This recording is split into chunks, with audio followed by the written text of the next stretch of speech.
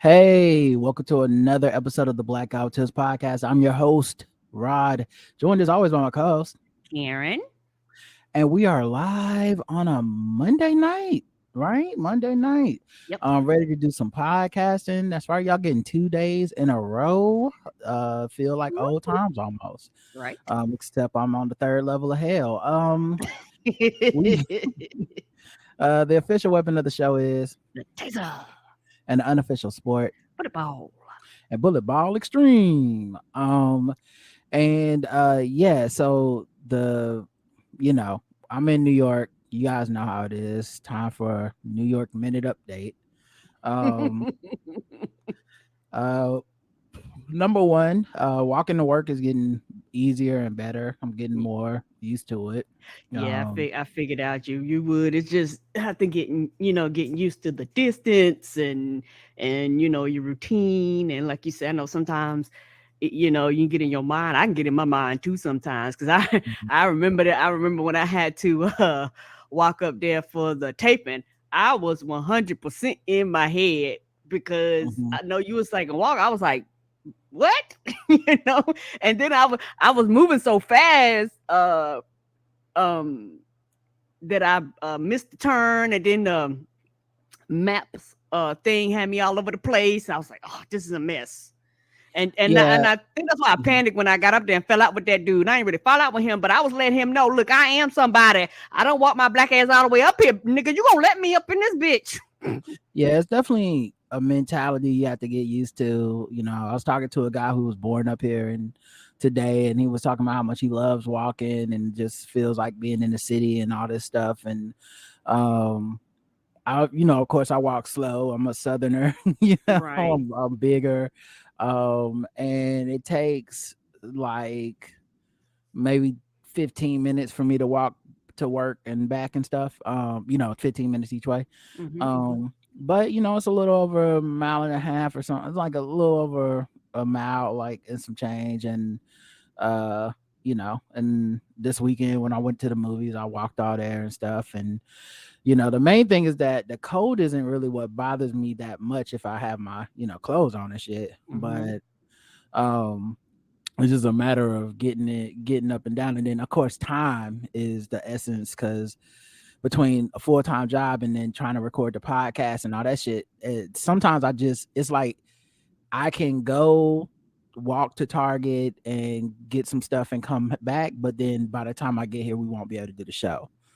um Mm. so some Mm-hmm. stuff I'm having to streamline into being like, okay, can I get my clothes delivered, or do I want to walk to the laundromat, stay there for a couple hours, wash and dry my clothes, and then we just don't do a show, Right. so Yeah, picking that's and why I use choosing like some things I just Instacart and just send back to the house just because it's just out of just the convenience of it. Yeah, versus a lot of people they live there, you're accustomed to that, and to them they probably can do that in 7 to 10 minutes. That same distance. yeah. So yeah, that's what's up. The radiator situation. So I had to look this shit up because I said, what the fuck? This cannot be how y'all live. Like, I y'all live told you, like this? Rod versus the radiator. You laughed at me when I gave that title. Yeah, but I mean, well, you versus the shower rod. I mean, come on, you know, And uh, I think the shower rod won. and the thermostat. You can control the temperature, and you won't even go change it, so you don't have no room to talk. But yeah, so I looked it up, and it just apparently this goes all the way back to like when the city was first built on some like 1800s type shit. They ain't Um, updated. What the hell is this? so they use steam to and like hot water and steam through the pipes to heat things. And so they put the radiators in these old buildings. It's set one person, maybe the superintendent, somebody sets it for everybody. Okay. Then and if it's too hot, it's supposed to be, because that's the design. Because back in the day, they believed that it was healthy to have air circulating throughout your house. So they said it was designed basically for you to leave your windows open and just let the heat and the air mix to get the air flowing in your Okay. house. Which I'm sure Yeah, back in the day, technology has advanced since then, but yeah, this was like old school way. Yeah. yeah, and I guess they just fine with that. Like They nobody they thought, they cool. Nobody ever thought about making individual units. They were like, nah, that costs too much money. To deal with this old shit. yeah. So there's other things you can do. You can buy a cloth that goes on top of it, because it won't catch it on fire supposedly or burn it if it's a certain type of cloth. You can buy like That's some absorbent wow. shit. You So can buy sound like other people have had this problem. It's like, how do I turn this bitch down? yeah, you can take a screwdriver and like turn it all the way off, but you have to turn it all the way off or it'll clank. It's just like I'm not gonna fuck with it because I'm not gonna be here that long, and it just seemed like Mhm. I'm gonna just open these windows. And apparently I don't love podcasting as much as Keith Malley, because y'all gonna have to hear this radiator and whatever happens outside this building and the AC, because Yeah, because Keith would be um like, we're not having a podcast today. or nah, Keith would just close the window and turn off the AC and suffer for the art. He'd be in there at 100 degrees sweating in his fucking short sleeves. And we're talking about Keith Malley from Keith and the Keith and the Girl. girl. And because he's a huge stickler for Stickler for sound, and sat. he's right. Yes, he is. This shit always sounds great, but y'all gonna have to get this low quality today. So I don't know if y'all can hear all this in the I background. mean, I'm sorry if somebody gonna ooh child the ghetto. It's just gonna have to be the ghetto I'm looking at the until fan right otherwise now. noticed. The fan is saying that it's 74 degrees in here. That's with two windows open, the fan blasting, and the AC. So like, Yeah, we can't hear anything, and I think a lot of okay. that has to do with our mic, with the mic. Yeah, I hope so. Yeah, but just saying, there's always somebody. It's always some motherfucker. I heard a But yeah, buzzing. I heard the radiator whistling through the mic. yeah, I did get my mic stand, so that's good. It's better than the one where I had to lean down and couldn't get Right. the thing. Hopefully, I'll get that camera from you soon, and we'll really be cooking with grease I for put it in the this. mail with your pants that I Hmm. you was talking about. Another thing I wanted to bring up really quick was I'm watching League Pass through the app because I'm not home and I can't just flip the channels and shit. Mm-hmm. And it's so fucked up. Like when you use the app by logging in with your like in your password and stuff for your internet provider. So like I can log in with Uverse, but Mm-hmm. I do it on Amazon Fire Stick or I do it on the TV here. And every hour or so, it'll like take away my credentials and make me re-log in. It's a big pain in the ass, especially when like it's a close game, 2 minutes left, and now I gotta like take 2-3 minutes to like The log. reset the whole fucking thing, unlog in, log back in. I It wonder never remembers my why. shit. I know why, because there's another option on the Amazon Fire Stick where it says, "Hey, if you just want to pay," and no, it's not the location because it did it last year, and I was at a different place. It'll say, "Hey, if you want to pay $20 a month for Amazon, like the NBA League Pass, um, you can watch it with no commercials on two different devices, or you can watch I it was just on saying, one device with commercials." And so, honest to God, they broke me. I gave them the $20. okay, You I'm get about to like say a you week already paying free. for the service. You paying for it again? Yeah, I'm just tired of fucking logging out and logging the goddamn back in. And it was happening with like a minute to go in the game, and I would turn it on, the fucking game's over. And I'm like, well, what is this shit? So I went ahead and paid signed up for it. I can still cancel actually if I want. Mm-hmm. But honestly, oh my God, this is so much better. It's better than regular League Pass, Okay. because on League Pass at home, you just get the broadcast of what's on TV. So you see all the commercials, and Mm-hmm. sometimes you see commercials from other states and stuff like that. And that's Right. nice. With this thing where you say no ads, they show you the arenas and what's Oh, happening when they cut the commercial. oh, so you can see like they half times and shit. Oh, I know that's Everything. fun. It's Oh, so when they do good. like the t-shirt toss and the cannon toss, I miss that because we used to being at the game. So I mean, I understand with the commercials, but I miss that. So I guess when they say no commercials, they mean we hear the whole time. Like we Oh, we ain't cutting in nobody's commercials. I saw a dude eating motherfucking he had to eat 3 brats in 60 seconds and he'd get lifetime brats for free. He didn't make it. Wow. I saw a Christmas Carol like game where they give you part of the lyrics and then you buzz in and you sing the next lyric and you get like a point or whatever. But Okay. the people that was singing was like you could tell they were actual professional singers. So I think it Oh, was like they planted them to make it seem like it was just but then they start singing and the crowd was going crazy. They had a Christmas they had a Christmas season dance along thing where like they would play a different song and then the character from the song would show up. So it'd be like, Rudolph the ooh. Red-Nosed Reindeer. Then the reindeer come out and dance. Oh, And that's then it was like, adorable. yeah, it's like up on the rooftop, click, click, click. And then Santa Claus came out and then it's Frosty the Snowman dance. Like, Oh. it's so much better. I don't know why they should just do that. Like that's better than a commercial to like who wants a t-shirt and he's Mm-hmm. gonna try to guess who was the best Denver Nugget or whatever. Like it was so fun. Oh, so you get to see what other parts of the country their stuff is, right? Because we only see the ones in But Charlotte, even and even in other parts of the country. So yeah, one, you get to see which stadiums and people give a fuck. you yeah, know because when they invest more money, like in that stuff, you can tell. Yeah. yeah, the cheap sorry teams just be like hey, let's dance along or whatever. Mm-hmm. But some of them they go to extra level. The other thing too is even for people that live in those markets, they see the commercials, they still don't get to see what I'm seeing. Oh, so So the only people that actually get to see that basically are the people that paid to go to the game, right? So and since you're paying for the non-commercials, it's literally like you're at the game.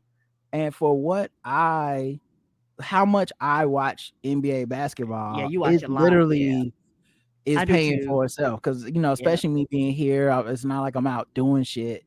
I'll just come home, throw it on League Pass, and just flip Mm-hmm. between games and just see what they doing in Minnesota and stuff. Do It's you so get fun. like, is it the same 10 channels or is it more? Or is it It's different? so it's not channels. You literally on the app can pick which game you want to watch.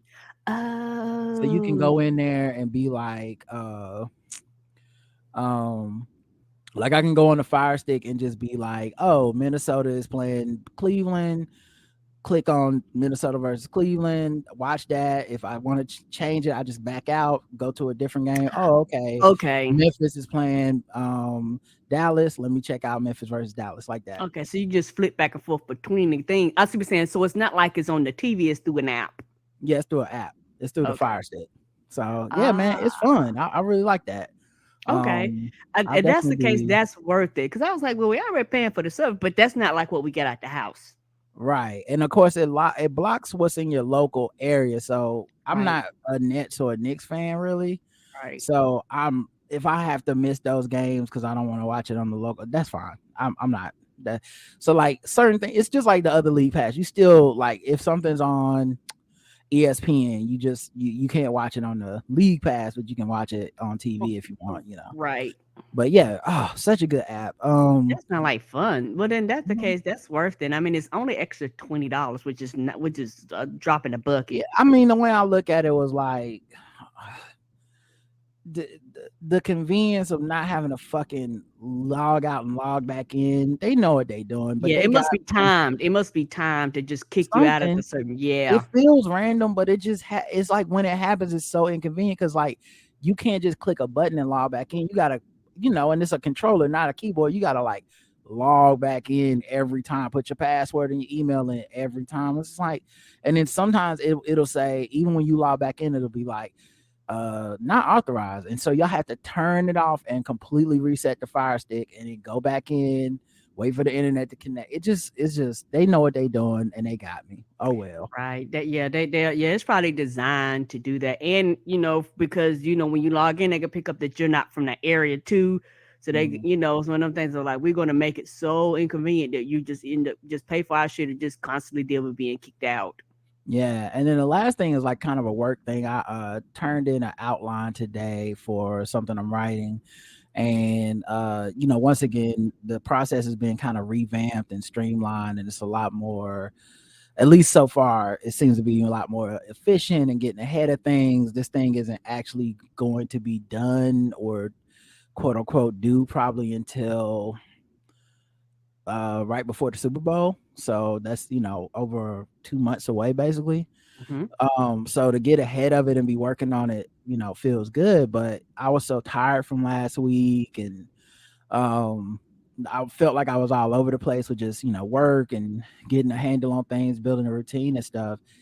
And for a little bit, I had kind of forgot that, I'm good at this job, a little bit, not like I was having a necessarily imposter syndrome, but it was just, I was thinking about other shit so Right. much. It was just like, It was um, zapping your energy away. yeah, it's like how I'm gonna Hmm. do this. And then I don't know, just resting over the weekend and Right. recharging I and think that then resting matters because, like I said, last weekend you really didn't get a chance to rest because it was like I come, you got there, then you unpack, and then literally the next day it was like boom. So, like I right, said, you didn't get that decompress time. I think this weekend you yeah. actually got to sleep and decompress and like recover. Hmm. So that's probably I know that makes a big difference for me. Yeah, and I think it did because, some it was just interesting because um Friday I just remember thinking to myself, like, am I gonna have to look at this all weekend to figure this out? Cause it seems like it made sense in my head, but as soon as I'm looking at the paper, I'm not feeling as confident. It's hard to And focus. then somewhere, around like Sunday morning, Saturday night or something, I was just like, I got this. It's not like, what was I'm not even tripping. I know what I want to say. They know what they want me to say. And um I just started working on it. And when I looked at it again, I realized I was really closer to being done than I thought, because I put in a lot of work on Friday, organizing the thoughts and trying to make a cogent argument. And of course, it's round one of an outline, meaning Right. You're people are gonna going to read it. They're going to add things. They're going to take things out. They're going to move things around. They're going to, there's going to be a say so that other people have. But I don't know. It's like I had just forgot I was a bad bitch for a second. I was oh no, oh, never forget you a bad bitch. Mm-mm. I don't know. Mm-mm. It Mm-mm. just You're surrounded happens. by too many bad bitches. There's too many bad bitches in the podcast fandom. It's too many bad bitches that love us. Mm-mm. You be a bad bitch, Yeah. so they can be bad bitches out there. And it's also just that you have, and I like had cut my hair and shaved and all that stuff. I think that helped too. But it's also like we got more people this year. And because of that, um in a good way, it's less work per person, but it also Right. means, like, last year I got so used to being one of 5 6 people, I knew I was gonna have an imprint in every show. And my stuff was gonna I needed my shit to be hidden. I couldn't be out here fucking around, couldn't be out here fucking up, um but this year I actually, have that feeling of like, wait a minute, I'm submitting stuff, but they got 30 options to pick from instead of like 20. And so the Right. odds of my shit being picked is lower.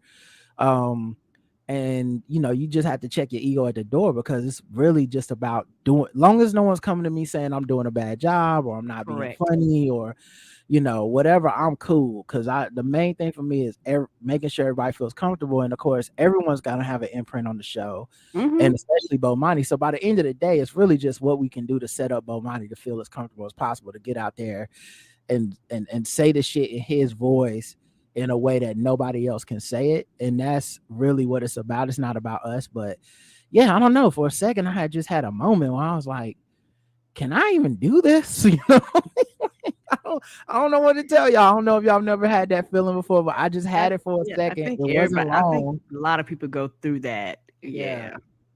Yeah. But yeah, I feel, fine now. But yeah, that was so yeah, that's been my day today. I haven't uh it wasn't a major day or whatever. The deliveries came through for Mm-hmm. I got that laundry service thing, which was How did it work? yeah. So I don't know if other people have this issue, but I definitely do. Um, Sometimes I obsess about the most routine thing, and I start thinking like I'm trying to solve this problem, this problem I've never had before, and I forget that obviously people have had these problems and they've solved them in the past, and there's probably an easy solution, you Most know. likely, yeah. And Yeah, so, YouTube is your friend. I've learned kind of learned had to learn that. well, not even YouTube. I'm not talking about anything I did myself, right? In Mm. this case, it was laundry, you Okay, know. okay, dealing with the services, yeah. Yeah, because last time we've always stayed places where we did our own laundry, Mm-hmm. whether we had to buy our own washing machine and dryer, Right. whether we moved to a place that came with one, whatever, we always Mm-hmm. had those things. Correct. And with with this place for this month I'm gonna be here, I don't have those services. Um, and they don't have like a laundromat in the basement or something. It's just like you got to figure it out as an adult, and that's Right. fine. Mm-hmm. Um, but sometimes I obsess about these things. I'm like, what am I gonna do? What am I gonna do? What am I doing? Sometimes I can even get like paralysis of analysis, where I'm like thinking about the shit so much that I start stalling on doing the work and going to find out the answers to my questions. Um, but of course, this is a very easy thing. They have drop off laundry. They have laundromats where you can go do it yourself. Because my whole thing was, I know I'm not sitting in a laundromat in New York City for 2 to 3 hours with my clothes, hoping somebody don't steal my shit or whatever. Like, I Right. know I'm not doing that. I don't have the time, and Mm-mm. um, it just seemed so inefficient. But I was walking by a laundromat that was close here, and it was like, we do drop off, we do pick up, and we do delivery. And I said, oh, so some people just they come get your clothes, wash them, and bring them back. And so I said, I'm gonna try that.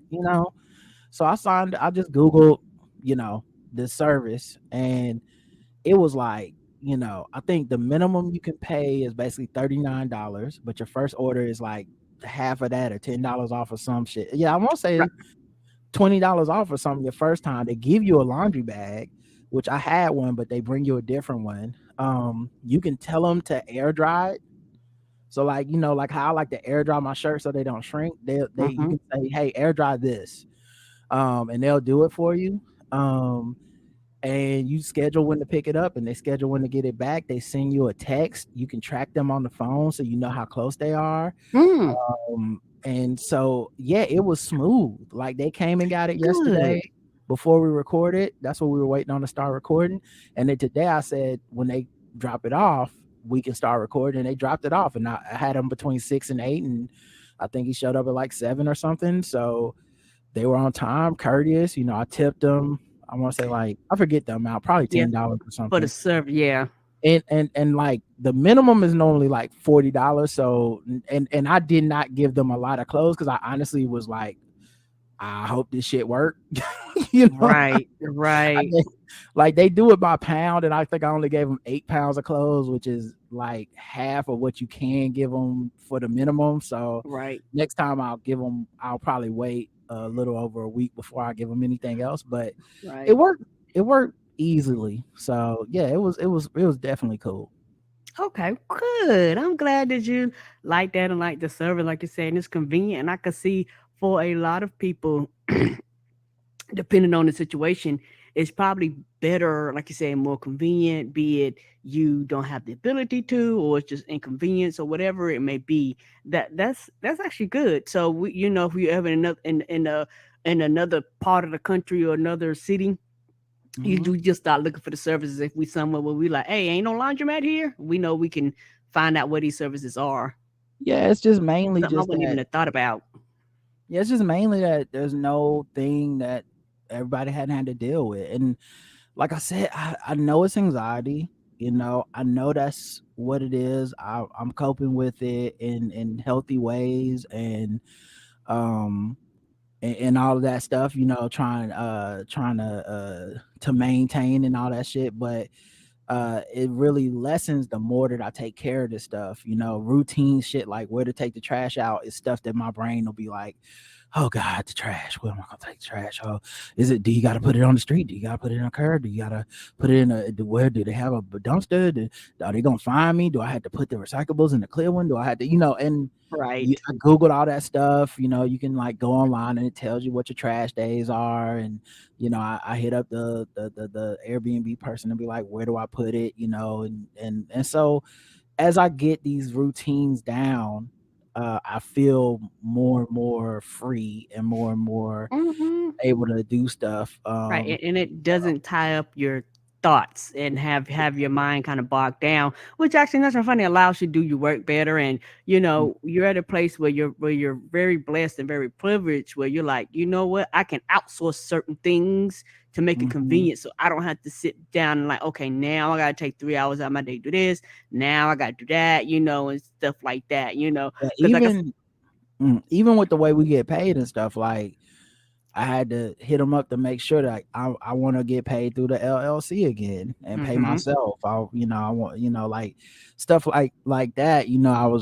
It's stuff you think about, and if you think about it too long, you fuck around and be like, "Uh-oh, I missed the deadline, or I didn't get paid." And mm-hmm. so I just try to be proactive about that kind of shit, and it's been working out so far. So yeah, so far so good.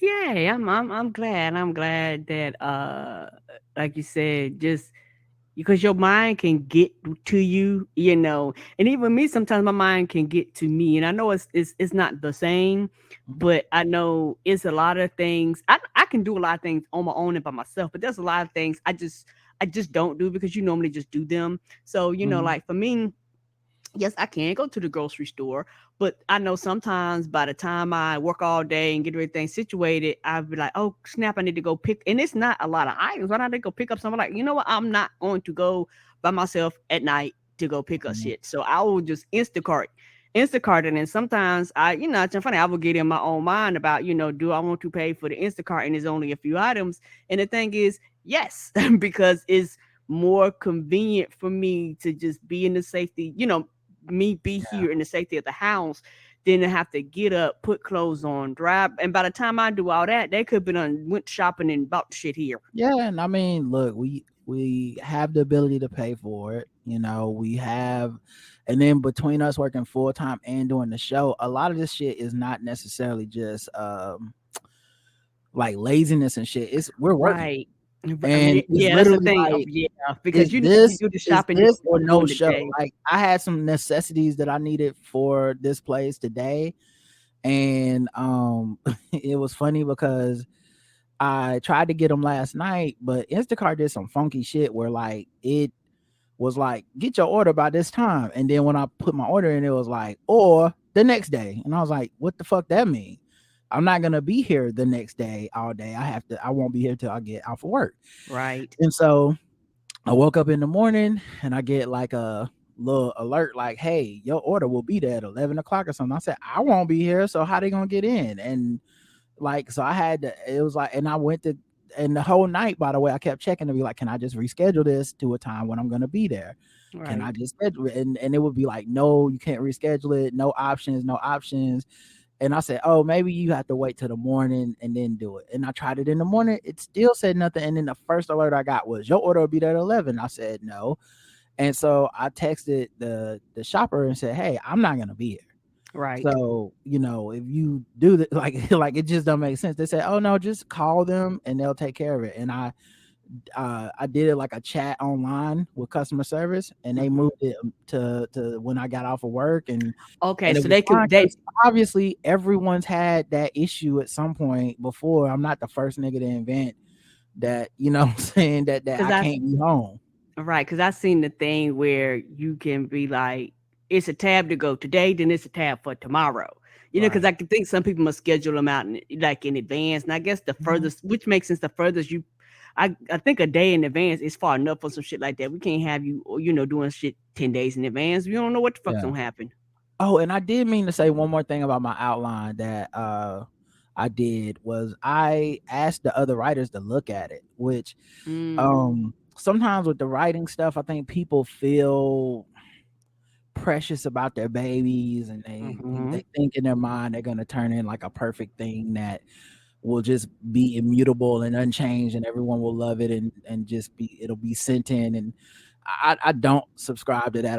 I expect everything to be, some level of fucked up, and because it's not, and it's not fucked up like I made a mistake. I mean, fucked Right. up in like, it's impossible for me to be Bomani. It's impossible for me Right. to be our showrunner or our head writer. They have different thoughts than I have. So Mm-hmm. I can send them my thoughts and they can be like, yes, and I had this thought as well. Or, we I see where you're going, but the place we like the show to go is a different place. And so um I just wanted to make sure my argument made sense and my outline made sense. And so I bounced it off of like last year we just were so segmented, and this year with us getting ahead of shit, you can kind of be like, hey, lawyer people, can you fact check this? Like, does this make sense to you? Yeah, Before it's I easier to turn run this in, shit through people in advance, right? Versus like, last I don't minute want to shit. be I don't want to be in a meeting and a read down and then you tell me, well, technically we can't say that. Like, no, let's Mm-hmm. just get the technical part out now so that we Now, don't even have that, because this year I know more shit. yeah, You know right. what I mean? And you know what you're looking for, and because of their field, they be like, well, maybe you can word like this, and maybe you can word like that, and you can't use this language. So, like you say, you can kind of frame it within their parameters. So, like you say, when you do the table reads and run through all that stuff, it's just a smoother process. And if it's getting flagged, it won't be your stuff, Yeah, exactly. right? So since I know it more, I can anticipate more, and I hope just to make myself a better writer and a better person at doing the job. And I went in the other writers' room and talked with them a little bit, because I last week I was just so much just trying to get everything straight that it was like I really wasn't socializing as much. It was like, Right. if we had a meeting, of course I'm in the meeting, I'm always cordial and friendly and shit, but I wasn't like stopping by and being like, hey, what's going on in here, how y'all doing. Mm-hmm. So I got to do that a little bit today and talk to new writers about like, other stuff they worked on, and that was cool, because everybody in that motherfucker's bad bitch, you know what I mean? everybody Yeah, they doing a everybody's lot doing of shit. Yeah, they've been in the a game lot of longer than me, credits. so they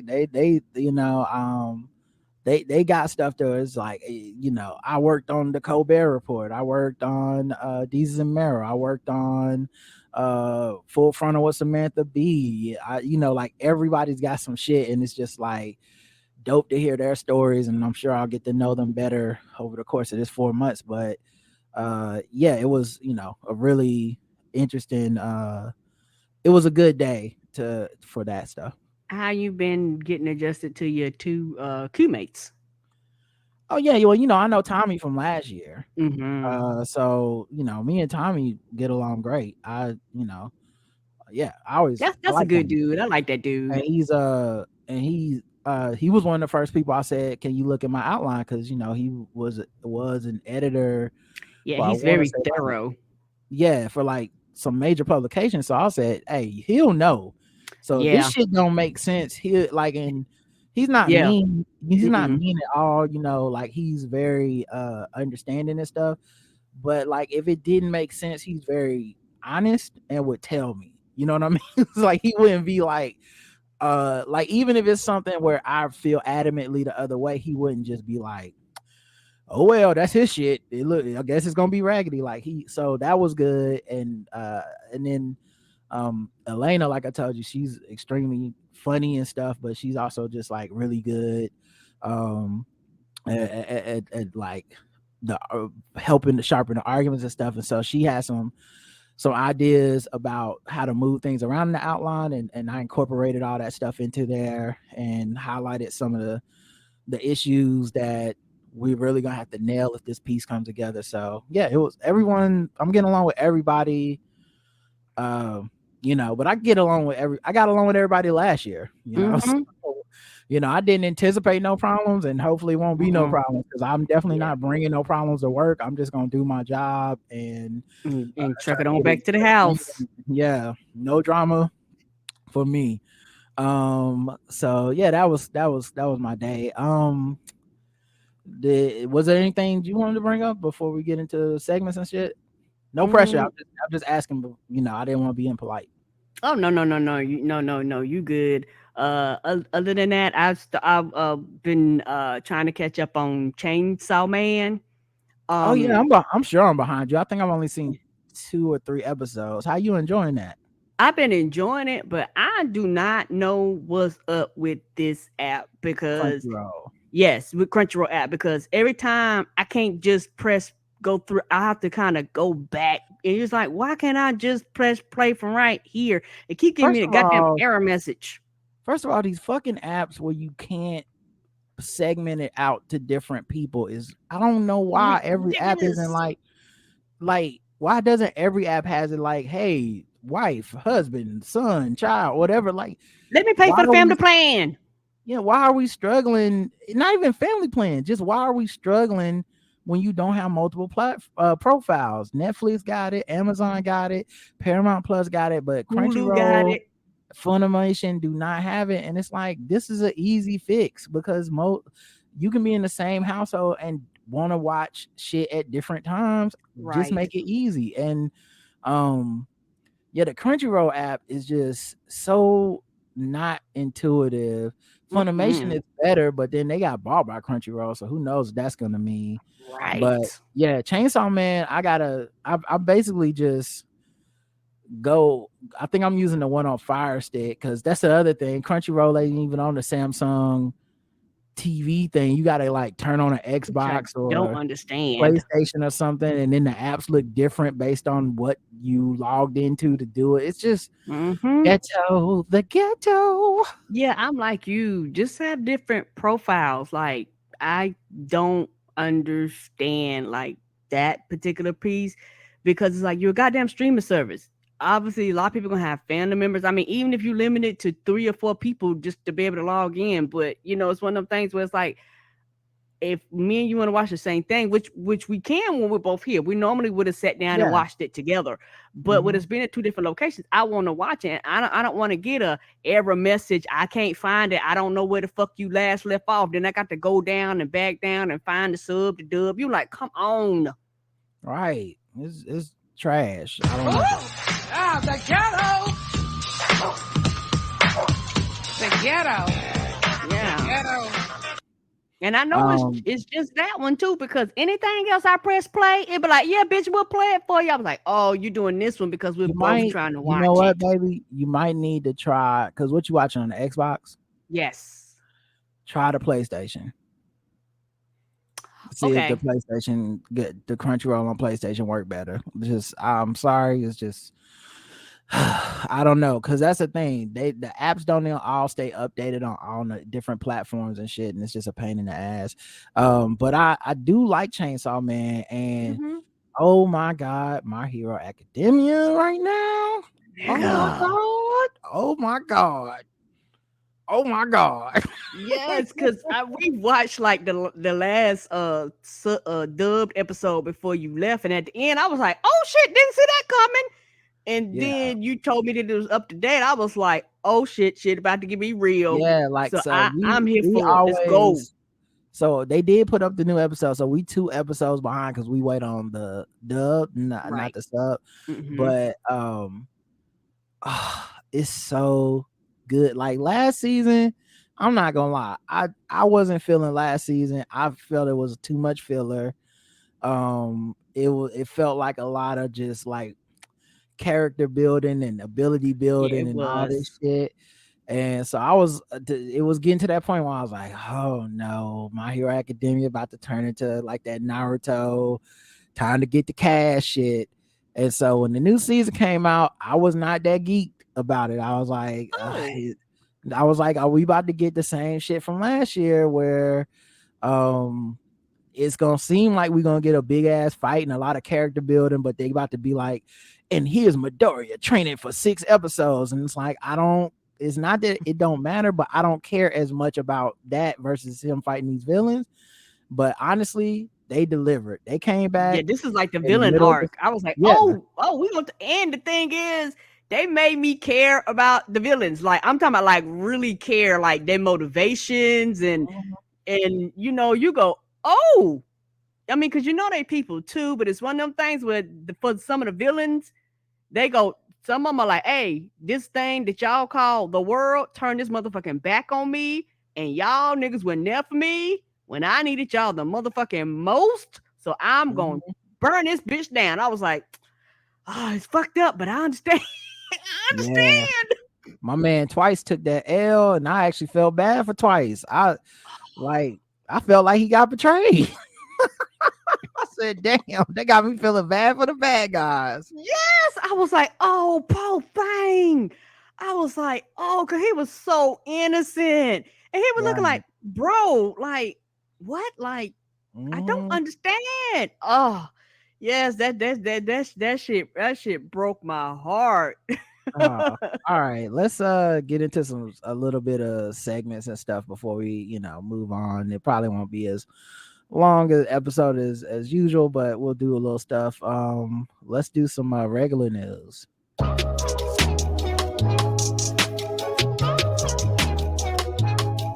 the regular ass news. Hey. It's that normal shit, y'all. Regular ass news. Regular ass news. Hey, I like that beat. American Automobile Association lists the best days to travel during Christmas holiday. Okay, what are they? So they're saying they expect 112.7 million people will travel at least 50 miles from their homes starting December 23rd to January 2nd. That amount is up 3.6 million people from last year. I can see, because I think for a lot of people, I was excited for a lot of people, this Christmas is the first time for some people in 2 years that they've actually was like, I feel comfortable going with my family, because the past two Christmases, even with us, we really hadn't been doing anything as a unit because, of COVID and restrictions and all. But I think this Thanksgiving, the numbers went up. I was like, yeah, this Christmas in particular, now this New Year's really might be off the chain, because a lot of people go, hey, I haven't been able to cross in a New Year's with my family in like some people 2 to 3 years. They was like, it's been a while. I haven't seen y'all niggas since like 2019. And so for some people, they go, you know what, enough is enough. Particularly if you got all your shots, you vaccinated, you boosted, and all that shit. So for a lot of people, they go, okay, I've done everything I'm supposed to do, and I'm just tired. Yeah, with the hybrid schedules too, and people being able to work from home, you can travel at different times that may be more convenient. So it's not just everybody working Monday through Friday, getting off of work and then trying to travel on the same days. But yeah, they said travel by car this year is on par with 2018. But shy of 2019 when 108 million Americans drove out of town for the holidays, which is the highest year on record. But which is probably because people were scared to be in planes. Yeah, I can see that. Air travel is expected to see a 14% increase from last year. And America will likely see pre-pandemic numbers with nearly 7.2 million Americans predicted to travel by air. Even buses, rail, and cruise ships are expected to see an increase in passengers. Those methods for travel will reach 3.6 million, which is a 23% increase from last year. Go ahead. No, I'm about to say I can see that because for a lot of people on the side, they hadn't been traveling, they hadn't been going nowhere, they've been stuck in the house. And cruise ships is some people's jam. Like that's what the fuck they do. They get on them boats and they travel to wherever, party, had themselves a good time. So for a lot of people, they were like, I've been giving up this shit for a very long time because of the pandemic and things like that. So I could see a lot of people, doing some of the things that they really love. And a lot of people actually do those cruises this time of the year anyway. And so they was like, well, I'm going to do the cruise, do the yacht, do the party boat, or whatever, those things are, and I could see some people going, well, I don't want to drive, but what I do a bus if I can't do the plane, and things like that. Just have somebody pick you up from the bus stop, and things like that. So you're going to have like a huge increase in these activities, because like I said, for a lot of people it's been 2 to 3 years, and they have a lot of people, they're just fatigued and they're tired. Now, I So think that's the motto to a lot of this. so they have a list of times and days of travel, but it's mostly just like, so the 23rd of this month before 2 p.m. after 8 p.m. So basically just be off the, and like it goes like that, the 24th before 11 after 7. So it sounds like Right. during the day and the afternoon is when they're expecting peak travel. On the 25th, which I believe is Christmas Day, there's minimal travel because everybody will be where they're supposed to be. Mm-hmm. um but yeah, so it's basically exactly basically, look, if you got to go somewhere, try getting there before 2 p.m. Yeah, I remember when I was a kid, and we used to have to go up to New York when I to Albany when see family members or whatever. I didn't understand it, but this would be one reason why they would make us go to bed really early, and we would like wake up at like 1 or 2 in the morning so we could get there at like 1 or 2, because it literally takes 12 hours to drive from Charlotte to Albany straight, because Albany is like upstate New York, and so like up there towards Buffalo, and so not as far as Buffalo, but in up further up north, and so that's probably why, because they was like, what we not gonna be doing is being stuck in some of these major cities when like the big traffic hit. We want to be like halfway there, kind of sort of there. So if we hit traffic, we hitting traffic like further up north. We're not hitting traffic like down south somewhere. So that makes sense when you talk about that 2 p.m. and stuff, because we tried to make sure we would be, wherever we need to be within a decent amount of time. Washington D.C. is making public buses free forever. Forever. Let's go, DC. Yeah, people Hmm. tax money's paying for it. I don't blame you. Yeah. And it Yeah, should be. And you know what? And that's smart, because you know what happens when you do that? Some people might be like, you know what? The fuck I'm driving for? Like you yeah. like it's the end result is you actually gonna make more people will actually utilize your services now. Yeah, they had a lot of cities had suspended fare collection during the pandemic to minimize human contact Hmm. and make sure that residents that didn't have other travel options could still reach their jobs and services and stuff like that, especially for first frontline workers and stuff. Hmm. So it's actually really cool to see this carry over to, like, let's just make this permanent. Um so that and there's other cities, Boston and Denver, states like Connecticut are considering broader zero fare policies to improve equity and help gain ridership that was lost during the rise of the remote and hybrid work, which is another thing they lost, right? There's less people going back and forth to work on the bus if you can work from home. But also, like, as a equity and inclusion and like leveling the playing field, the people that pay for this shit are mostly your people that don't have cars, Hmm. that have jobs that they are working on the front lines of, that can't do privileged things like work from home and shit. And so to see cities step up like this, that's amazing. I hope it becomes a trend. Yeah, and it saves a it saves a cost for people who are at or below the poverty line and the working poor. Now, Mhm. this is a cost that they don't have to pick up, as far as Right. going, okay, do I have enough to catch the bus today? Do I And have enough to catch the bus for the month? they didn't say bus to a certain part of the city, bus for only these people. Like, if people can use the bus, you can do that. So And a lot of um people that tourists will actually start using it too, when yeah. they travel around, And and a they lot of them need the probably use it ridership. anyway. They need the ridership to fucking justify what they do. True. But I don't know. I think it's a neat thing to do. I think there's no reason not to do it. It's not like it's gonna be better for black people if it's like, well, no, just keep paying for it. So I just think it's like a cool thing for a city to do, and it seems like the kind of thing more cities should consider. Yeah. And especially with gentrification and shit pricing people out of cities and stuff, but then those people still have to work there in a Yes, lot they of do. cases. So then it's like an extra fucking charge I'm paying just to get around to serve your ass, you know? Correct. And also is one of the things to where, like I said, you're going to be saving money, tourists and things like that. And my thing is this, like I said before, same thing with the free with the school covering school lunch. You're going to raise my taxes. When the last time taxes went down, bitches? They don't. So you know what?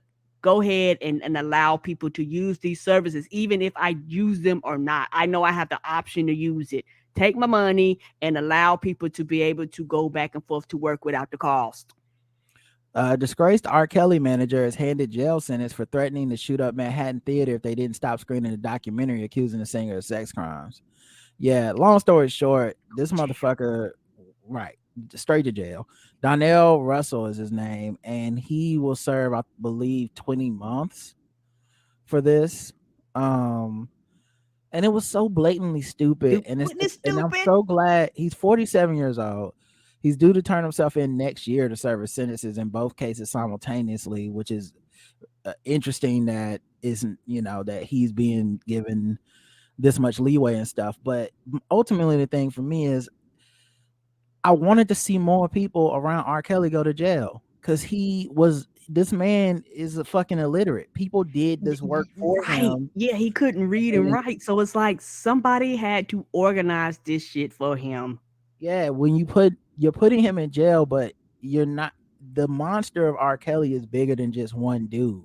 Right. A lot of people enabled or turned the head the other way, It took a or straight up collaboration of contributed people. to this shit. And so I'm glad to see someone else go to jail for it, even though, it'll be 20 months and he can turn himself in and all that shit, And I know jail's not a great place, obviously, but that's what we got right now. Speaking of which, in a federal lawsuit says an Alabama inmate baked to death after being found dead in his cell with a body temperature of 109 degrees. Bitch, what? So can we put this dude in his cell? Anyway, Thomas Lee Rutledge, 44, he died, and he had complained that his prison cell was hotter than three hells and all this stuff. And in response, the prison decided that people were forced to stay in their rooms around the clock, including for eating and bathing. And even though they complained about the extreme temperatures, they just ignored them. And if you complain, they was like, now you got to stay in there. And so his families filed a lawsuit. Goddamn right. Yeah, for accusing the staff of deliberately causing his death. Right. An investigator on site when Rutledge died said he went to the inmate cell to chat with him around 8 p.m. But when he opened the meal door, it was hot like opening an oven. And when he dropped his meal door, it was hotter than three hells when it dropped, said Hopper told CBS News. He had checked on Rutledge after another inmate reported he was unresponsive. Prior to Rutledge's death, the correction facility had new air conditioning systems installed in 2019 and 2020. The lawsuit filed by Rutledge's sister argued that the mental health ward where the inmate was staying had its air conditioning controls tampered with and wasn't a part of the new updates. The other thing about this too is it was December. So if they found this man in December, now I know it is Alabama and I'm sure it's hot all year round, but if it's 109 degrees in there, that's inhumane. You know what I mean? Like that like something went critically wrong. Right. And this is why you have a lot of people that are they advocate about the humanity of jails. There's some people, they go, I understand the purpose. I understand you can't get rid of them. We understand this. But what you can't do is lock them up and act like these aren't human beings. Like, that's what you can't do. You have to treat them right. You have to treat them like they have family members and loved ones that care about them, regardless of what horrendous crime they did. They are some people's family members, right? And so people just want to we're in America, we punish fucking humanity, Fuck what you did. Never forgive. Never forget. We're gonna hold that shit over you forever. We don't believe in rehabilitation. We don't believe in people can change. We don't believe in people evolve. Even though everybody who's underneath the sound of my voice at some period of time has fucked up. You have fucked up. You have fucked up doing something to yourself. You fucked up doing something to somebody else. Knowingly, unknowingly, you fucked up. You had to grow, you had to evolve, and you had to change. And I understand this is not the same as committing a crime, but at the same time, there is some form of evolution that happened to you at some periods of times in your life. And for some people, is because the police didn't catch you, which is maybe the reason why you might not be in jail. But if you would have been caught, you would not want to be in these situations, because everybody thinks that they're an exception to the rules until something happens and your ass is in jail or being locked up. And then everybody complains about how inhumane it is. This is what happened with the people from January the 6th. These are probably some of the same people that was like, nope, cut the funders. We don't give a fuck. And then it was like, I can't get no vegan, no bitch, because you didn't want to fund the shit. No bitch, because you didn't want, you wanted the states to handle it, and you didn't want the federal government to step in with rules and regulations and regulate this shit. You wanted the people to be the product, and this is the end result of that. And he was on a medicine that made him more susceptible to these heat changes and stuff too. And so they knew that. They knew it wasn't supposed to get above 85, and it was 104 in there. So somebody gotta get fired, get sued, and maybe they need to be in jail. You know what I mean?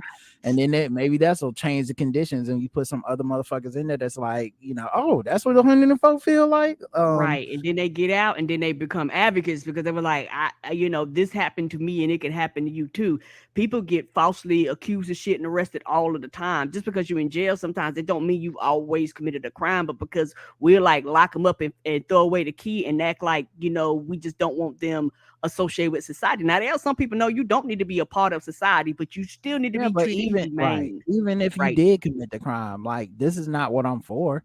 When I say someone needs to go to prison, like that dude that helped R. Kelly, I'm not going and then die in 109 degrees correct, because somebody wasn't doing their job. Bill Kennedy, a maintenance supervisor at the jail, allegedly discovered the AC controls to the T unit was destroyed. Ignoring the finding allowed for the system to reach more than 130 degrees and destroyed the temperature logs. Kennedy denied the accusation that he intentionally harmed Rutledge. The air conditioning company is also listed as a defendant in the lawsuit. Mm-hmm. I don't blame you. I don't, and hold on. How do I sound to you? I hear crackling. You sound fine to me. Okay, you hear crackling on your side? Okay. Yeah, you sound fine. Okay. Okay. Well, it just might be just my side. I just wanted to be sure. You want to refresh maybe? Yeah, let me do that real quick. Why don't you refresh, and I'll keep the audience company and stuff.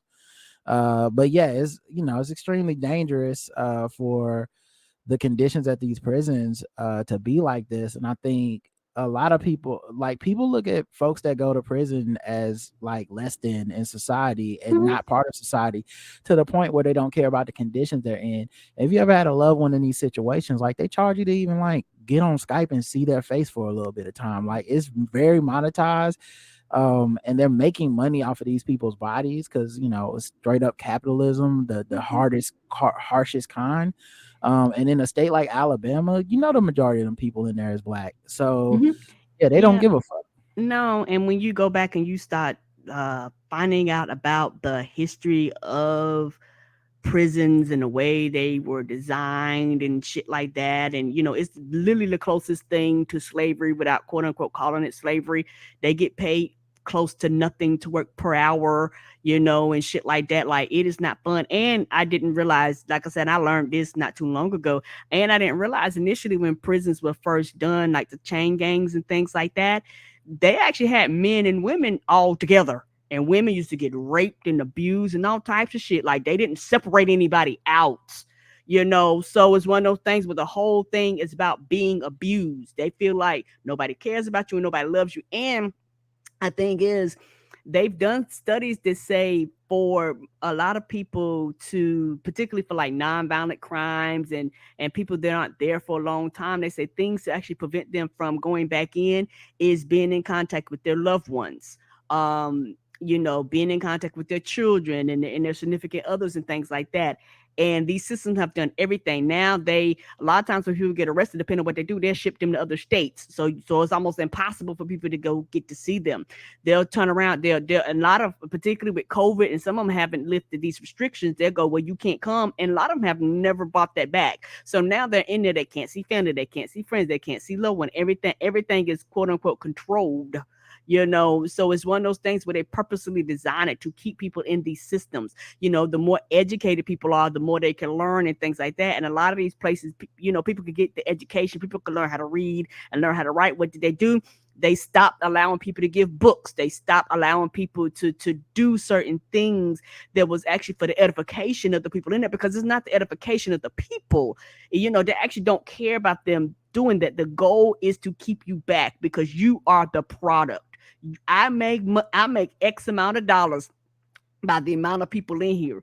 This is why when they pass laws to be like, hey, some of these people that commit these crimes and go free, what do? They want to charge them. Now, you free. Now, instead of you clearing your debt, now you have to pay your fines and your fees. So now they charge you for the right to vote and clear your record and all that type of bullshit, because at the end of the day, it is about keeping you in there because you are the product. Well said. No, I agree completely. Let's move into a different segment. Okay, let's go ahead and keep it kind of on the down. Let's talk about fucking with black people.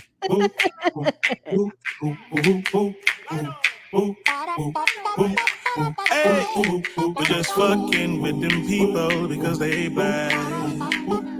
We're just fucking with them people because they black. We're just fucking with them black people. We're just fucking with them blacks. We're just fucking with black people. Hey, hey,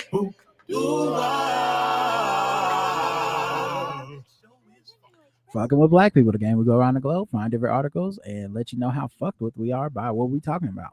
Mm-hmm. Virginia Capitol removes its final public Confederate monument. The city of Richmond, the capital of the Confederacy for most of the Civil War, removed this last city-owned Confederate statue. Yes, Virginia. Okay. More than 2 years after it began to purge itself of what many saw as painful symbols of racial oppression. I love that we still have white feelings are so powerful. I love that we still have to talk about it like it's a debatable thing of like what some people see as symbols of oppression. It's like, no, bitch, I don't give a fuck that's your great granddaddy, nigga. He fucking was for the slavery. Come on. Like what? We gotta really act like this bitch. Some people see it as some people view it as cruel. Bitch, it was cruel. The fuck we talking about here? Can you imagine we said that about like a swastika?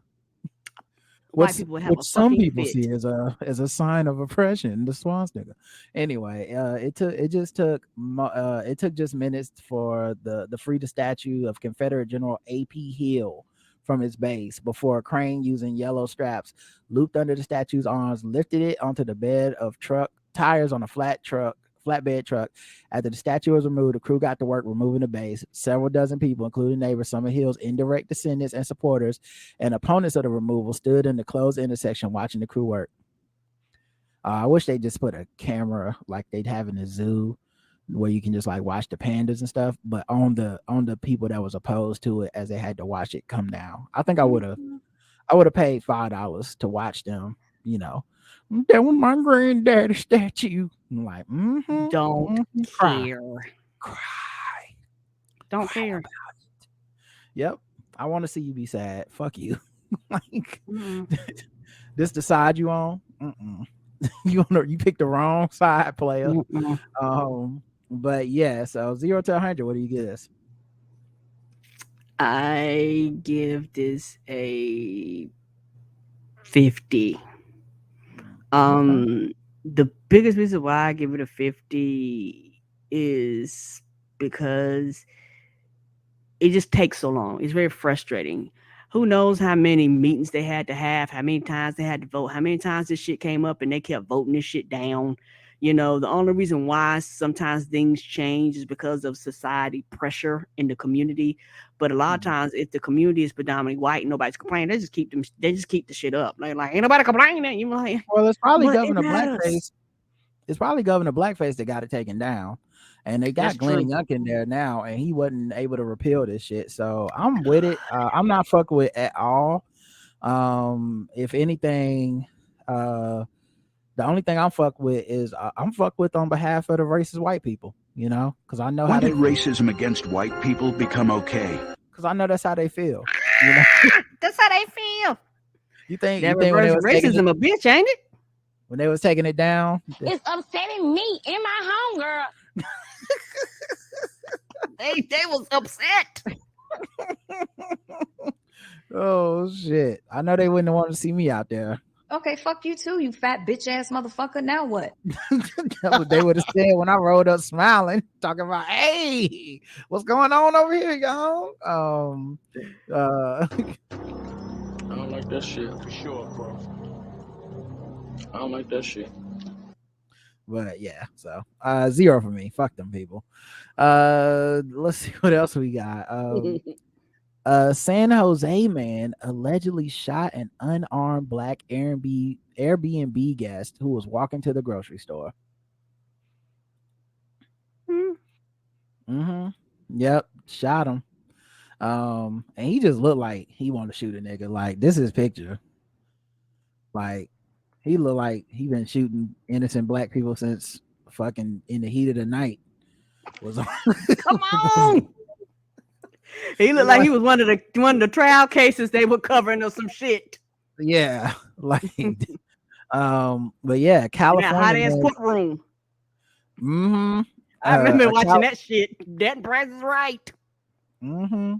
A California man is facing felony charges for allegedly shooting a 21-year-old unarmed black man who was walking to the grocery store from an Airbnb rental in what officials are describing as an unprovoked attack.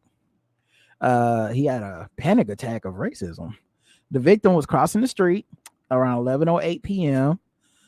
Shout out to Apia. That's why I don't be out walking at the middle of the night. You know, I like to walk back and forth to work, but it get too late. I'll just I'll wait till tomorrow or I'll DoorDash the pizza. Okay, I'm scared. Ain't that the truth? I don't know these white folks. But yeah, on October 2nd, he saw the suspect, later identified as 66-year-old Mark Waters, exit the home and quickly approach him while holding a handgun. Oh, okay. I'm sorry. The 66-year-old approached the black man. Okay, my bad. While holding a handgun. But you know, the 66-year-old was like, he was approaching me. So I pulled my gun out and I started running towards him. I'm like, wait a minute, what? And he was approaching me by going the opposite way and in a fast direction. You mean he was running? Right. Then he turned his back to me all menacing like I'm gonna get you. And I said, oh, I got to shoot this one. That's how their version go. He said, was big, he was black, he was scary. He said, got them big bubba monkey lips running out me and them giant ape legs. I didn't know how to behave. This is why we get kicked off YouTube, y'all. This is why. I'm sorry. I was trying to keep us on YouTube. We get the third strike. Y'all remember when it was. I'm sorry. I don't want us to get struck out. This is what's gonna happen. We were never destined for YouTube. It was just what it is. I'm sorry, Mom. But yeah, he said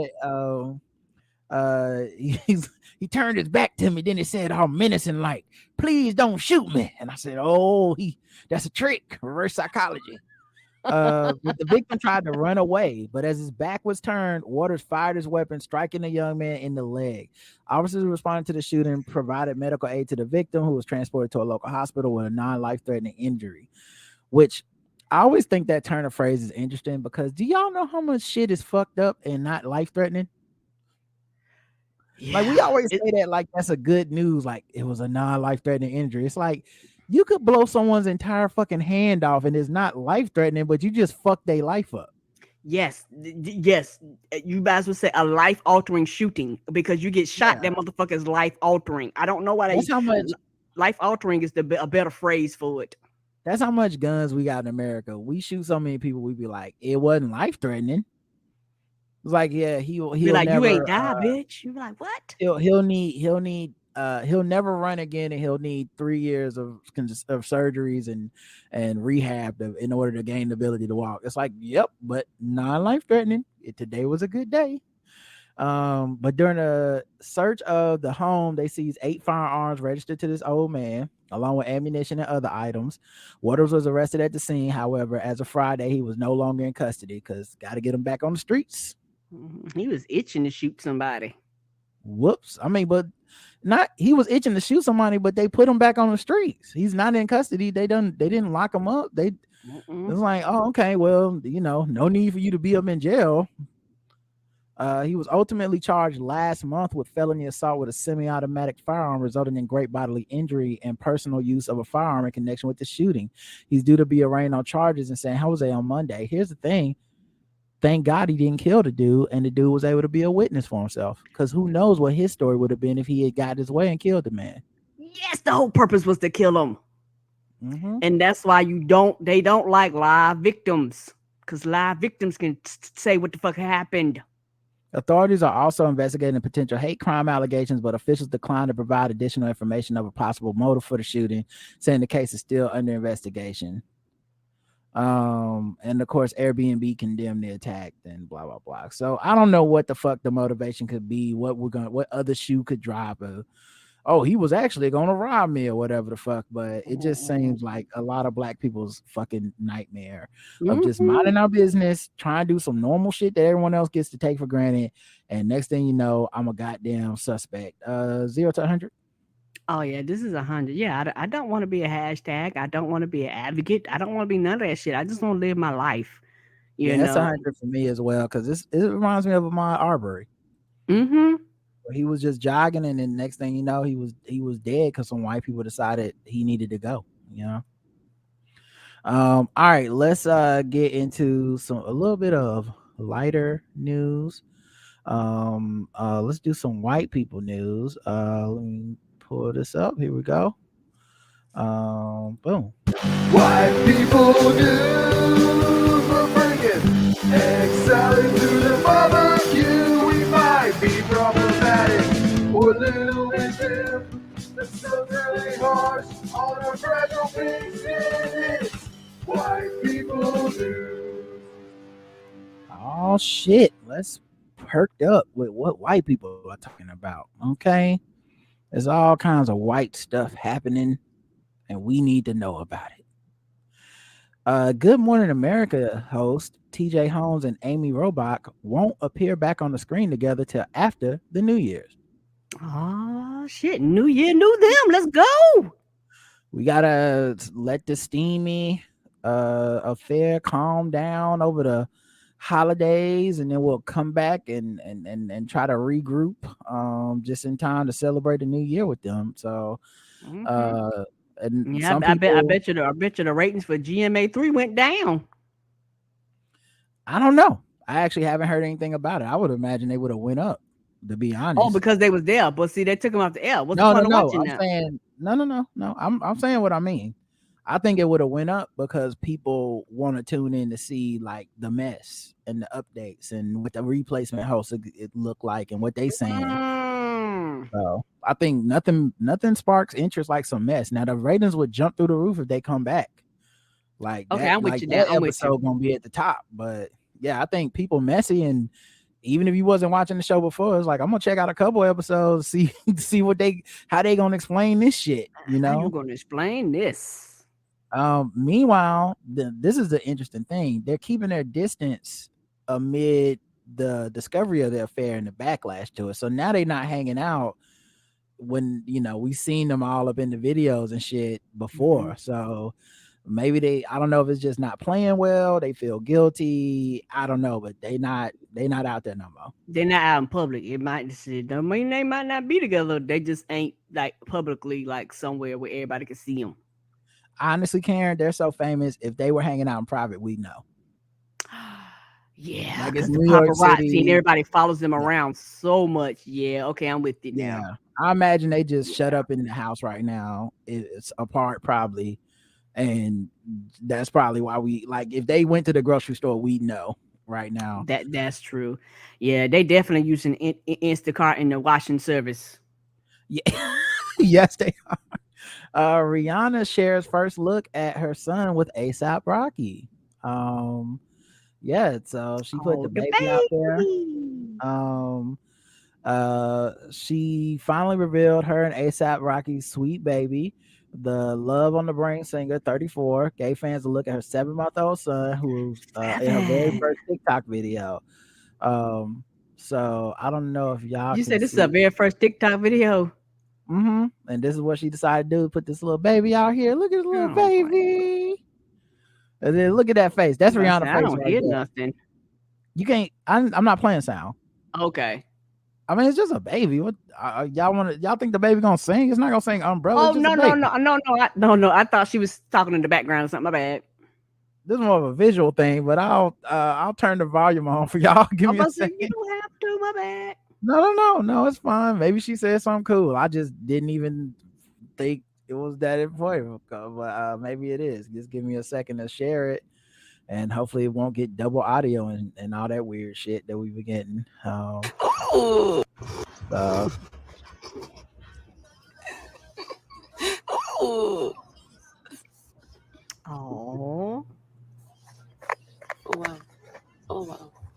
Baby trying to take the phone. Wow, even rich babies try to take the phone. Yep. Yeah. I also think it's cool because she waited until her baby was cute. You know, sometimes people show the baby right away, and the baby is cute to you because you carried it or you helped conceive it and take care of it. But she definitely pulled like a y'all gonna get this like baby that not straight out to kill. Like y'all like we gonna let this baby we gonna glaze this baby. We're gonna let it get a little. Let this baby get some color. We're gonna let the color come in on this baby, and then y'all can see my baby because y'all not gonna be cooking my baby the way y'all be cooking these other celebrities' babies and shit. And then thing about her, she be minding her business. She be like, look, I'll show y'all when I feel like it. What I thought was interesting is the baby had Fenty on it. Did you see the makeup on the baby? That makeup was beat to the gods on that baby. Tom Cruise thanks fans for Top Gun Maverick support as he films Mission Impossible Dead Reckoning stunt. It's the honor of a lifetime. Yes. Is that the clip you showed me online? Yes. This is why Tom Cruise will forever be my motherfucking man. He's the number one white man. Nobody wants to make a movie more than him. That's why them shit sell. Because everybody's like, I know you did that shit. Sunny, South Africa, and we're filming Mission Impossible. He's already in a fucking helicopter or something, hanging at the side, far above in the sky, and he's talking to us. He's got goggles on, and he's doing that thing where you have to talk through like some type of microphone because we can't hear you over the helicopter and the wind. He's like, we're filming Mission Impossible Parts 1, Dead Reckoning Parts 1 and 2 right now. Dead Reckoning Parts 1 and 2. And I didn't want the year to end without thanking you all for coming out to the theaters, and thank you for supporting Top Gun Maverick. Hey, kids, Chris McCoy, writer, director. Hi, everybody. Hey, thank you. Hey, listen, we really got to roll. We got to get this shot. Oh, yeah, we're filming. We got to get this shot. All right, are you coming? Not on your life. Good luck. Okay. We'll see you down there. This nigga jumped out the goddamn motherfucking helicopter. He jumped off. Back first, y'all. Back first. And he's still filming, y'all. Still filming. Where was I? Oh, yeah. Thank you for supporting Top Gun Maverick. As always, thank you for allowing us to entertain you. It truly is the honor of a lifetime. Yeah. This man is plummeting to the earth, smiling, having the time of his fucking life, talking to this camera. Probably falling hundreds of thousands of miles per hour. And you know this ain't no green screen shit. You know he did this. I'm running out of altitude, so I gotta get back to work. We gotta get this shot. You have a very safe and happy holiday. We'll see you at the movies. Motherfucker, what? December Right. 10th. Then he lets go. So I don't know if it's the camera or the cameraman just separated from him, and we see him continually to descend to the earth. I was waiting on a news report saying Tom Cruise dies during filming it. I was like, yeah, he loved the game too much. You know, I believe that. I actually, you know what? And It's that's like Charles Barkley when he tore his knee in Philly, and you just went, yeah, that's the only way he could go out. He was gonna play till he got hurt, and then it was, what the fuck? This nigga love movies. This is why heartbreak feels good in a place like this. It's because like, he the one that should do that. He the one that should be doing that fucking ad. Is him. He sure is. I would salute there. Man, you be joking about that. I would stand up. I'm proud to be an American. Where at least I know I'm free. They did not make two of those. There is one movie star ass nigga named Tom Cruise, and Jesus Christ. Why do you want to make movies so bad, sir? Right. What is it inside of you? And I remember, I want to say Kevin Hart was saying when, because I really enjoy his podcast, he was saying that when he started, he was like, who is the person that actually is one of the most, dedicated people to their craft and their work? And he was like, Tom Cruise. He was saying that he found out that Tom Cruise actually goes, and when people do autographs, they said he will stand for hours and sign every motherfucking autograph. They was like, if you are in line, they was like, you will get a signed autograph from him. He doesn't turn anybody away. Here's the thing. There's no trailer you can show me for anything that's gonna make me more excited than what he just did. There's no movie trailer on earth that can rival what he just did. No one's doing that to get you to go to the theater. Nobody. Your favorite would never. The Rock would never. That's why every time his shit come out, and that's why when he was like, I'm gonna take the movie industry and bring it back, and they was like, oh, Tom, and Tom was like, what? The first $1 billion movie since the pandemic. Denzel Washington would tell that white man he's crazy. Yes, they were like, Denzel, we need you to get in the plane. You want me to get in the plane? No, absolutely not. Like he'd be like, y'all better pull that green screen out, nigga. I'm not dying for y'all. No, Tom Cruise take it so seriously. I don't know. I forgot which stunt it was, but it was one stunt where he got fucked up, like for real. Like they showed her, because when you watch it on the movie, I was like, God damn, that look real. It's almost like the raid where I think people died. I was like, oh, that look like that really hurt. Only person I really think was more dedicated to the stunts was Jackie Chan. But I agree with that. Dedicated to being a movie star, it's not close. It's him. This nigga exists to be a movie star. Is everything in his life it's like how Bruce Wayne exists to be Batman, and Batman's the real him. Being a movie star is the real Tom Cruise, and everything else around it is just fake. Yes, the acting is all happening when the cameras are off. I cannot wait until Kevin Feige finds a way to actually put him in the MCU as Tom Cruise. That's all he needs to be himself. Yeah, I don't think it's possible to put him in the MCU, because he gonna fuck around and be for real, whatever it is. He gonna show up with a transformer or some shit. He gonna like he gonna show up and really transform. They gonna be like, Tom, what's happening here?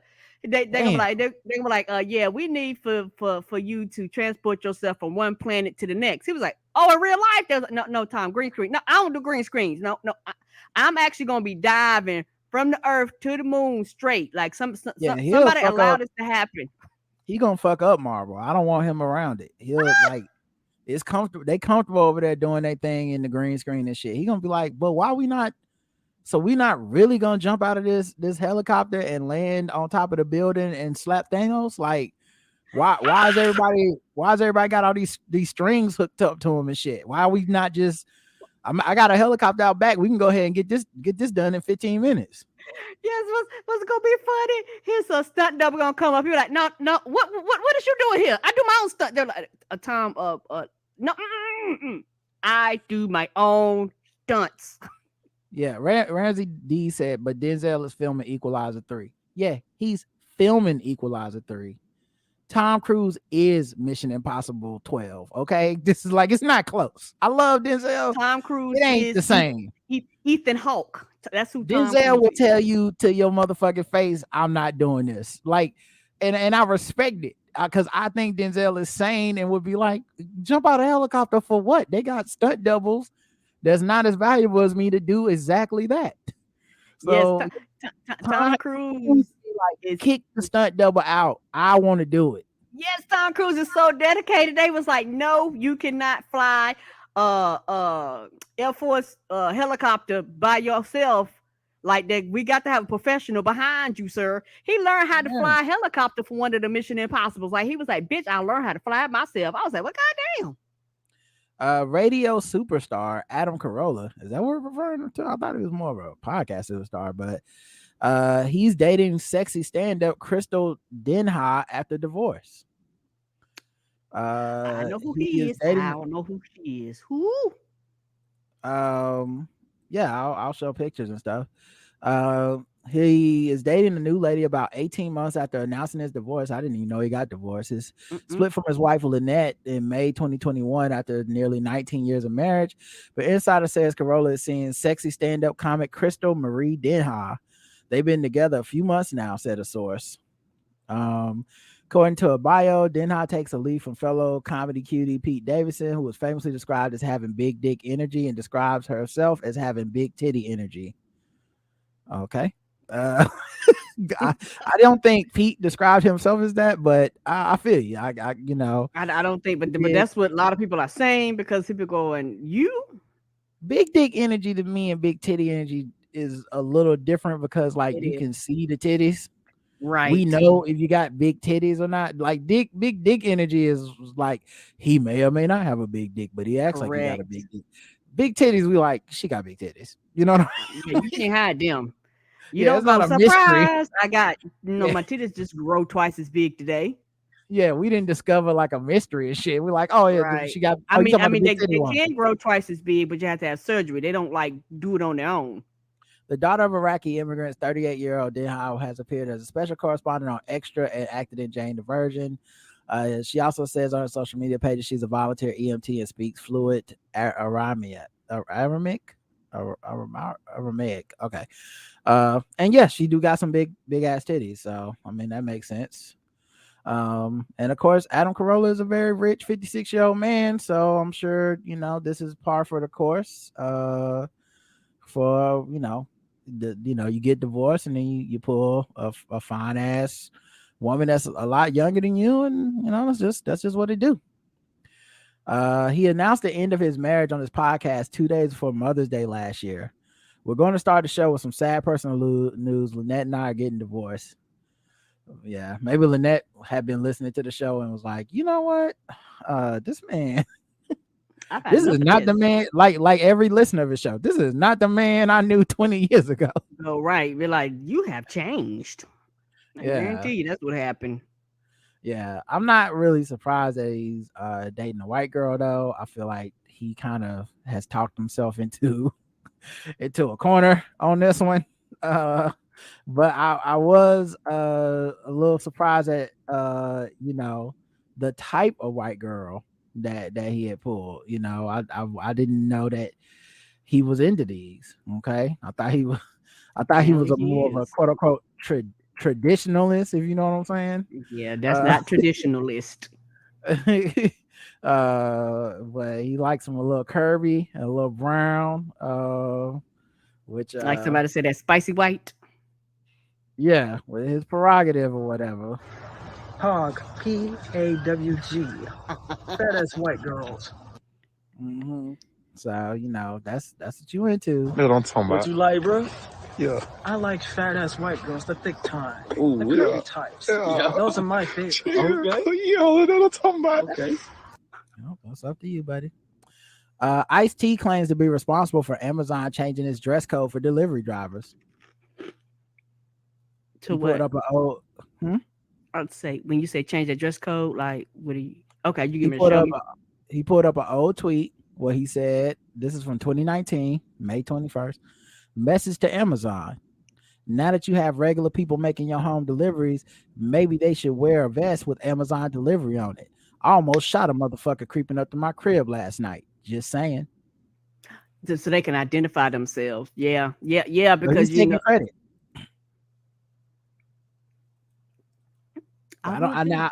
I don't know if he was the first person to say that or not, but he decided that that's news, and so he's giving himself props. Drake got a diamond engagement ring necklace that could be worth $12.5 million. Okay. It's made of 42 engagement rings, totaling 351.38 carats in diamonds. The jeweler who made it said it took 14 months to make, and every diamond was hand selected. The multi-million bling includes round emerald princes and pear cut diamonds, all set in 18K white gold. And he says it's from every time he thought about asking a woman to marry him, is each one of these symbolizes an engagement ring. So I guess 42 times he says. Okay, I guess. Yeah, I think that's just some bullshit marketing to promote this dumbass thing. Every kiss Like, begins his else. just say you want a $12.5 million necklace, bro. You don't have to lie. You don't have to make anything up. Jeremy Clarkson says he hates Meghan Markle on a cellular level and dreams of her being made to parade naked in the streets. And he alluded it to like Game of Thrones, where he was like, he dreams of people throwing excrement at her and yelling shame as she's paraded through the streets, and it's all because of that documentary she put out with. I have not watched it, but they said them folks over there is big mad. You know what's crazy is I think I empathize with Meghan Markle in this way. And I think it's almost impossible for white people to conceive of this, but I did not know and did not care anything about the royal family ever. Like, not once. I have never learned a factoid about them. It was not taught in my history books. It was not taught in my world history. I did not give a fuck. Honestly, everything I know about them came after this woman accepted that proposal. And I've always thought white people sounded myopic and so white centric when they are like, she must have known what she was getting into. And I'm like, it don't, like, I know y'all cry when Princess died, and that's fine. I'm not saying only white people cry, but it's a lot of people that went about that day and was like, I was sad Tupac died, or I was just living my fucking life. Like, I'm not beholden to this shit. And honestly, I felt as every step of the way as people have done this, like, oh, you didn't expect that? I've been like, I wouldn't have expected that, because it just seemed I wouldn't have either. stupid. And honestly, either. This shit seemed mad stupid. Like, they don't even got dragons. Why is this so fucking important to people? And even the people that like attack it from the like, they're a colonialist, I'm like, at the end of the day, everything you saying, I hear you. At the end of the day, the one thing everyone doesn't account for is the possibility, I'm just saying it's possible, that a handsome dude who's wealthy proposed to this woman and they actually might be in love. Right. Everybody goes as everything but that. No one's considered the possibility that that's just what happened, and then all this shit for her side. Now, he might should have known better, but he could not possibly have prepared her in a way that could help you with this. And even with him trying to step away and all this shit that we keep hearing now, and them making this documentary and talking about the racism and shit they face, to me, I've been on their side. It really don't seem like it's a two-side thing. It seems like it's a racist white family on steroids type of thing, as like, and so many black people have dealt with that in life, where they were like, I didn't know it would be this bad. And it's like, yeah, it's even worse. So I don't know, man. I didn't find this to be so, I don't know. I don't get what the other side of this and why white people keep finding their way to like, but she's the problem, right? She's the bitch, right? It's like, why are you so obsessed with that being part of it? Like, I can see if she said or did something where you're like, yo,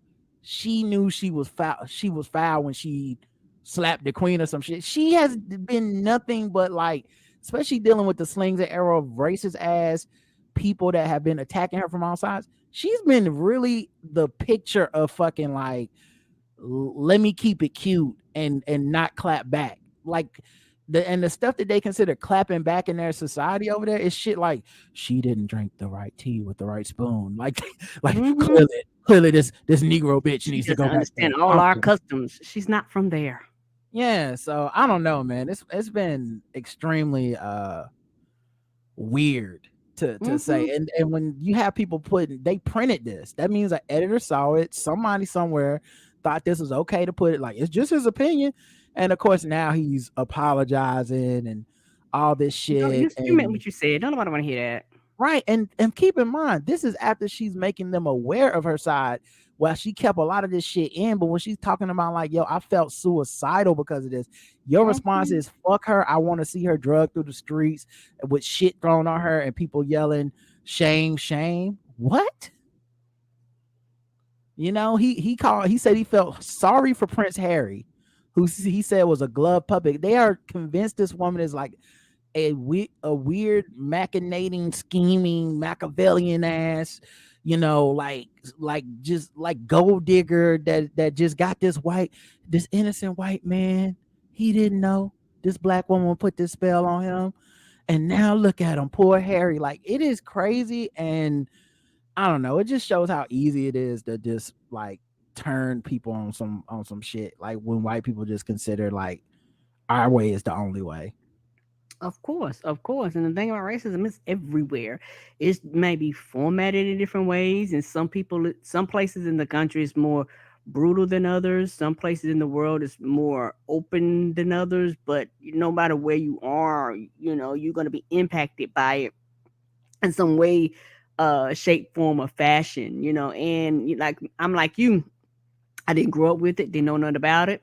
You know, heard about Princess Diana, you know, when she passed. Other than that, I didn't keep up with it. I wasn't brought up in it. So I don't have the same reverence as other people, you know, and I'm fine with people celebrating and not celebrating it, following it, not following. Like, I don't care. It's just that you can't. My thing is just on a human being level. I understand that you can't, even if you thought you could be, there's no way to be prepared for this level of onslaught from people. Right. It's just not, it's not fair to her, and it's so ridiculous. And anyone acting like, well, of course, fuck you, because that's crazy. If you think that's a of course situation, something wrong with your ass too. Like, this shit has went well beyond of course to like this is psychopathy. Like, this is such a level of like, yeah, it's just, I don't get it, and it is not normal, and I'm glad they're speaking out about it and shit, but it's just gonna keep getting worse, you know. Anyway, all right, let's wrap this up with some sword ratchetness, and then we'll get out of here. Okay.